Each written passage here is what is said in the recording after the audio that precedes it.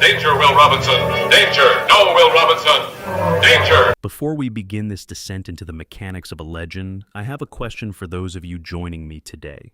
Looking back at the flickering glow of a cathode ray tube in 1965, where were you sitting? Which city or town saw you watching the Robinson family drift into the unknown for the first time? Drop your location in the comments. It's a rare pleasure to speak with those who truly remember the weight of that era. The year was 1965. The world was changing, leaning into a future that felt both sterile and terrifying. But in the living rooms of America, there was a sanctuary. We called it Lost in Space. To the casual observer, it was a wholesome adventure of a family seeking a new home among the stars. But if you look closer, past the silver jumpsuits and the flashing lights of the control deck, there was a much darker, a more human drama unfolding. A drama of egos, physical pain, and a transformation that nearly derailed the entire production. You see, the show we remember isn't exactly the show that was filmed. There is a vast distance between the bullish film stock and the sweat on the studio floor. Today, we aren't just talking about trivia. We are talking about the 20 hidden truths that define the relationship between a flamboyant doctor and a silent machine. Let's start with the suit. We all remember the robot, Model B9, a marvel of mid-century design. But for the man inside, Bob May, that suit wasn't a miracle of engineering. It was a galvanized steel coffin. In the early days of production, the industry didn't have the lightweight polymers we see today. That suit was heavy, sharp, and unforgiving. Bob May didn't just step into the role, he was bolted in. He spent hours in a state of near total sensory deprivation, surrounded by the smell of ozone and heated metal. There was a specific incident during the filming of the first season that the studio kept out of the trade papers. During a long shoot under the high-intensity studio lights that could easily push the temperature on set past 90 degrees, the wiring inside the robot suit began to short-circuit. Bob May was trapped. He couldn't see the smoke rising from his own chest plate, and because of the noise of the set, no one could hear his muffled shouts for help. It wasn't until a stagehand noticed the smell of burning insulation that they realized the machine was literally cooking the man inside. This was the reality of the 1960s space race. Even on a soundstage, the danger was physical. But the physical pain was only half the story. The real tension was psychological. Enter Jonathan Harris. When Harris was cast as Dr. Zachary Smith, he wasn't supposed to be the star. In fact, he wasn't even supposed to survive the first few episodes. The original script painted Smith as a cold, calculating saboteur, a villain in the most traditional, one-dimensional sense. He was the heavy, the man sent to ensure the Robinsons never reached Alpha Centauri. But Jonathan Harris was a man of immense theatrical ambition. He looked at the scripts and saw a character that was destined to be forgotten. He knew that in television, the villain is often the first thing discarded when the plot moves forward. So, Harris began a campaign of subtle, brilliant subversion. Without asking for permission, and he began to inject his own personality into the role. He added the alliteration, he added the, oh, the pain, the pain. He took a cold killer and turned him into a cowardly, high-strung aristocrat. He made himself indispensable by becoming the comic relief. But this transformation didn't sit well with everyone. Guy Williams, our Professor John Robinson, was a leading man of the old school. He expected a serious sci-fi drama. He didn't sign up to be the straight man to a bubble-headed booby. The shift in tone created a rift on set that never truly healed. While the cameras caught the family's unity, the moments between action and cut were filled with a cold, professional silence. Harris was rewriting his lines in the makeup chair, adding insults for the robot that were never in the original draft. Yet he was building a kingdom of his own within the show, and the robot was his only loyal subject. What many don't realize is that the relationship between Smith and the robot, the very heart of the show's later years, was born out of a technical necessity that turned into a masterclass in acting. Because the robot's voice was dubbed in post-production by Dick Tufeld, Bob May would often play the scenes in total silence inside the suite. Jonathan Harris, however, realized that if he talked to the suit, he could control the pacing of the entire scene. He treated the robot like a prop he could manipulate, and in doing so, he stole every scene he was in. But there was a cost to this brilliance. As the show moved into its second and third seasons, the camp factor began to alienate the core science fiction audience. The budget was being squeezed. 20th Century Fox was pouring money into Batman, which was a cultural phenomenon at the time, and a little-known project called Planet of the Apes. Lost in Space was becoming the neglected child of the studio. The sets grew cheaper. The monsters began to look like men in poorly fitted rubber suits, because that's exactly what they were. Yet, despite the crumbling production value, Harris and May kept the engine running. They developed a shorthand. Harris would tap on the metal casing of the robot to signal to Bob May when to move, or when a line was finished. It was a secret language, hidden in plain sight from the directors and the audience. They were two men trapped in a show that was slowly losing its way, clinging to each other for relevance. The studio's neglect went deeper than just the budget. And there was a blatant disregard for the actors' safety that would be criminal by today's standards. I mentioned the heat earlier, but the pyrotechnics were even worse. In the 1960s, safety officers were a luxury. If an episode called for an explosion, they used real gunpowder and magnesium. There is a specific sequence where the robot is supposed to be under fire from an alien weapon. The sparks you see hitting the metal suit in that episode, those weren't visual effects added in a lab. Those were live charges. Bob May was standing inside a lightning rod, hoping the insulation held. It makes you wonder, why did they stay? Why did these men endure the heat, the insults, and the diminishing quality of the writing? The answer lies in the unique culture of 1960s Hollywood. You didn't just quit a hit show. You rode the wave until it crashed. And for the cast of Lost in Space, the crash was coming, and it would be more abrupt than anyone anticipated. But before we get to the end of the line, we have to talk about the secret scripts.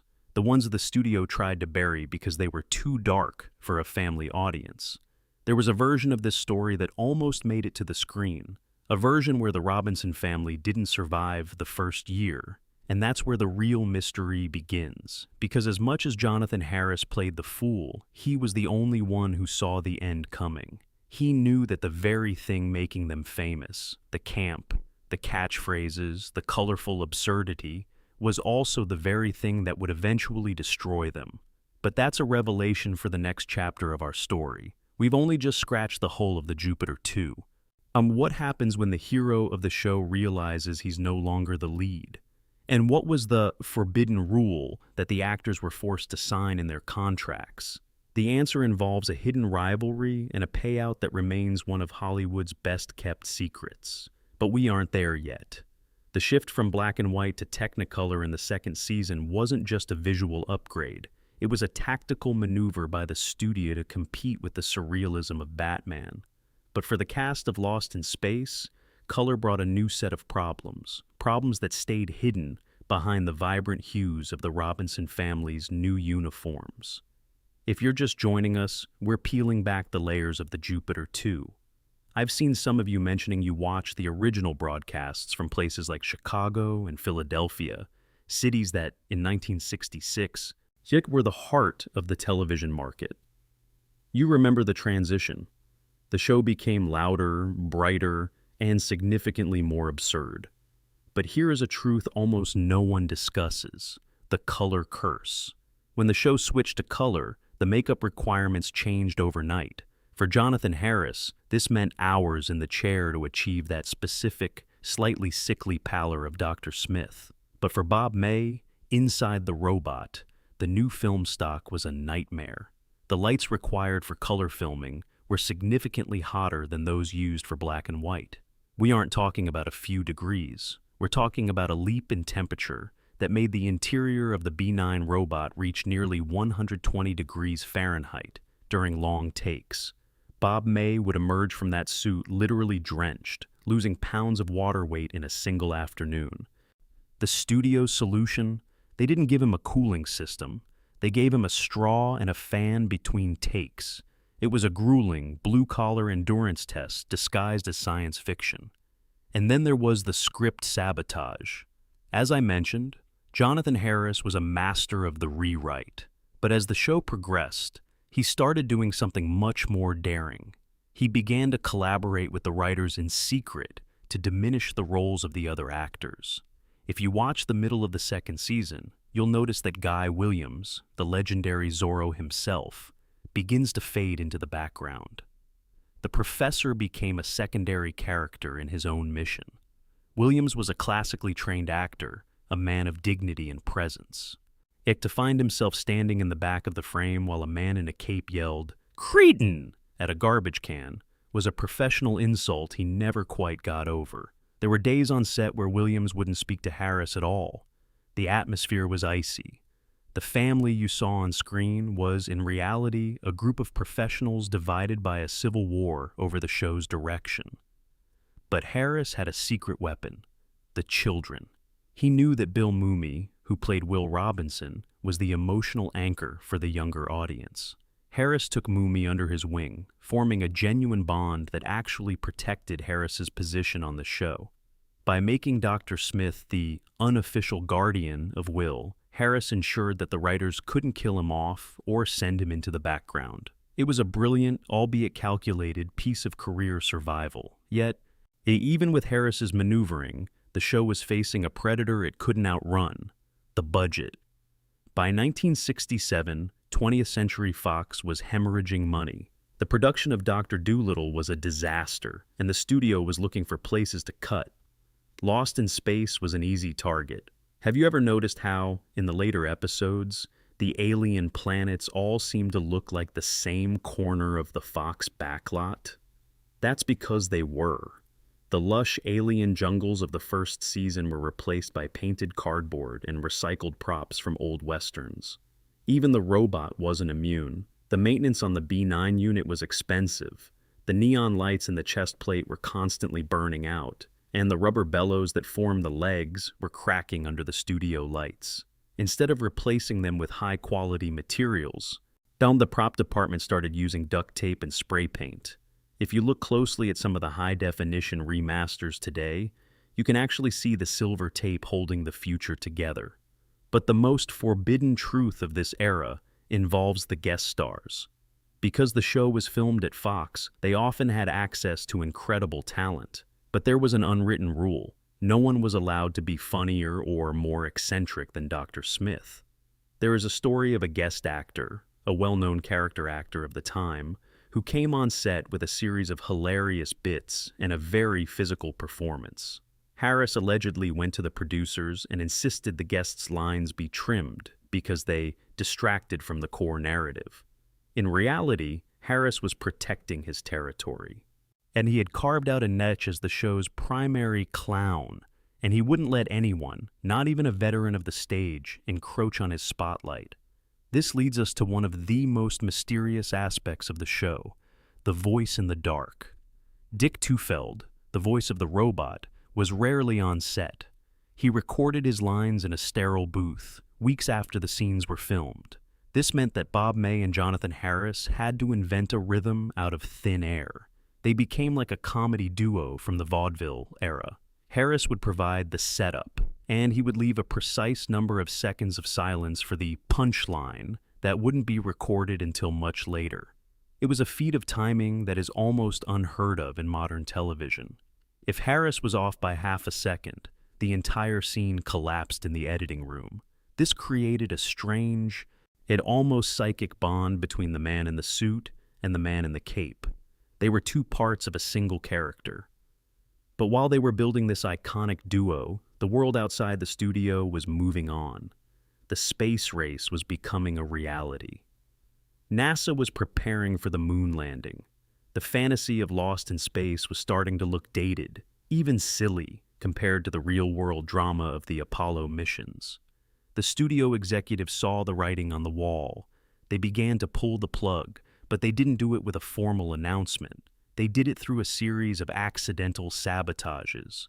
They moved the show's time slot. They cut the promotion. They waited for the ratings to dip just enough to justify the kill. But there was one final, A shocking event that occurred during the filming of the third season, an event that involved a fire, a missing script, and a direct confrontation between Guy Williams and the studio heads. It was the moment the professor finally fought back. But what Williams discovered in that meeting was something that would change his life forever. And it's the reason why, after Lost in Space ended, he walked away from Hollywood and never looked back. You see, there was a secret clause in their contracts, a clause that determined exactly who would get paid if the show went into syndication. And when the cast found out the truth, the family finally shattered for good. But the most disturbing part isn't the money. It's what happened to the robot itself after the final cut was called.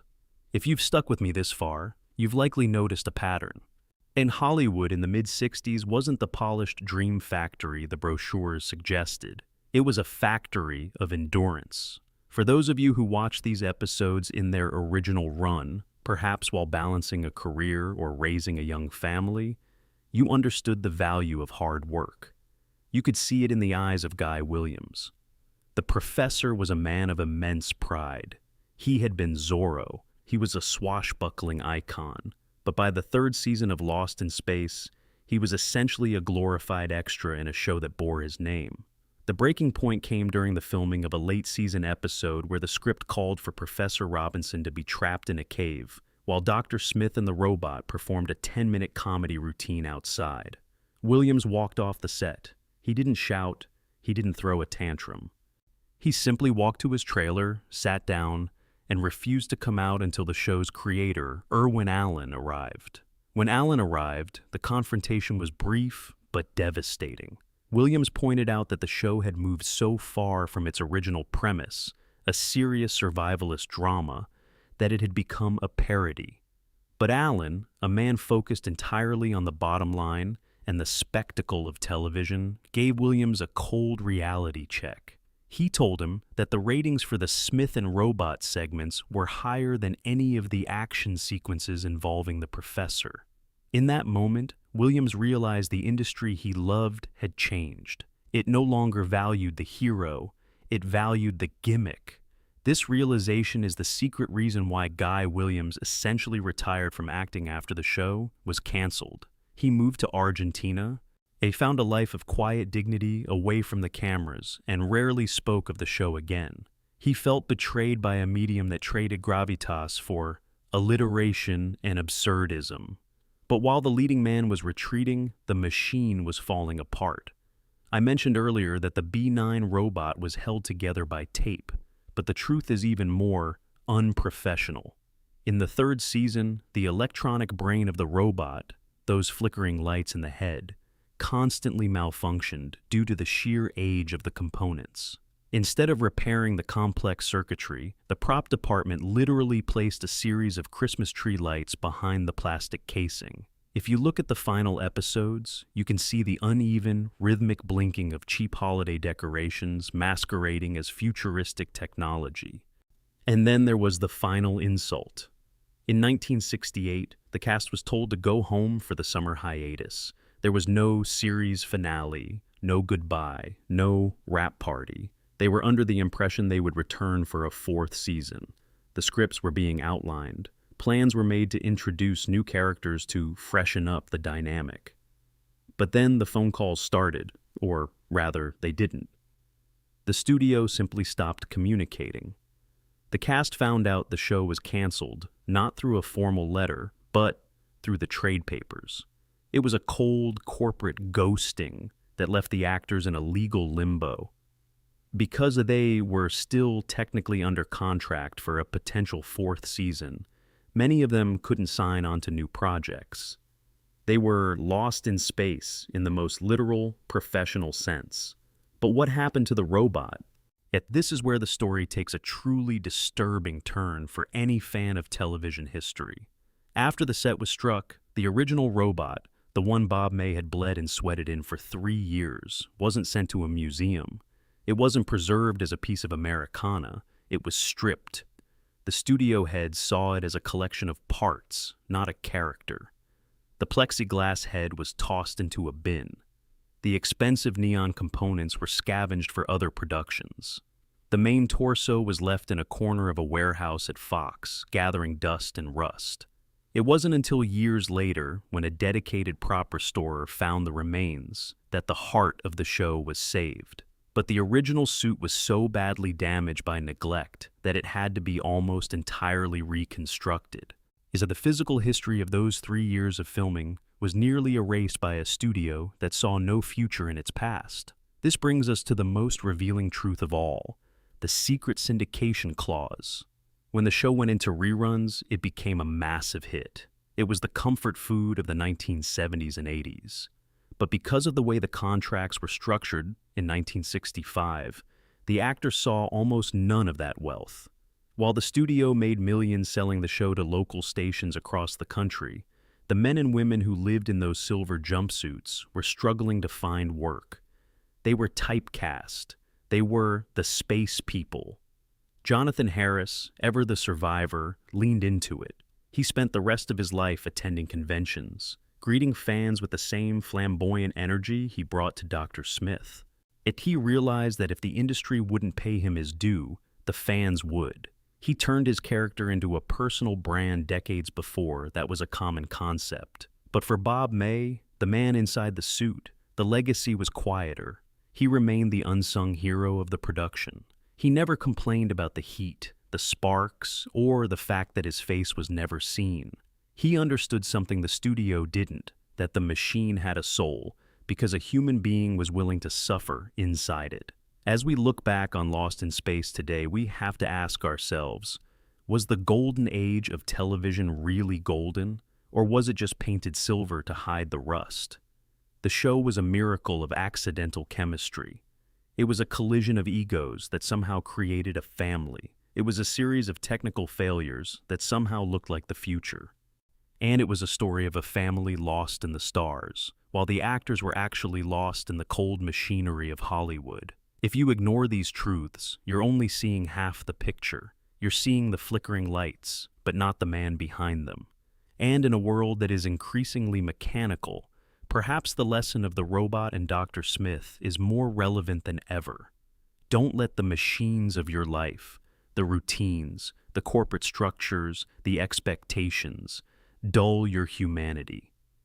Even in a metal suit, in 120-degree heat, you can still find a way to dance. Before I give you my final thoughts and the closing call to action, I have a few specific behind-the-scenes comments I've prepared for your own video. These will help you bridge the gap between this narration and your own personal voice as a creator. But first, there's one last detail about the 1965 pilot that changed everything. A missing character that would have changed the entire tone of the show. The final secret of the Jupiter 2 doesn't lie in the scripts or the special effects, but in a character that never was.